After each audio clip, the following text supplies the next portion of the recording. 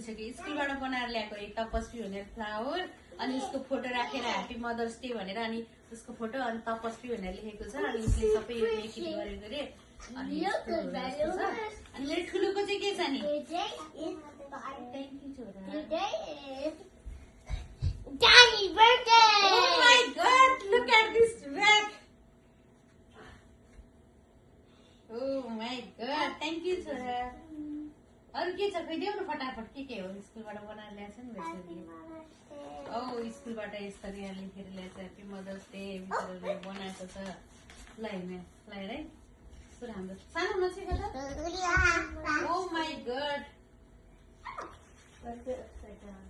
Okay Anyone you? ल यो पनि ल उसले बनाएको रे यस्तो राम्रो छ ह्याप्पी मदर्स डे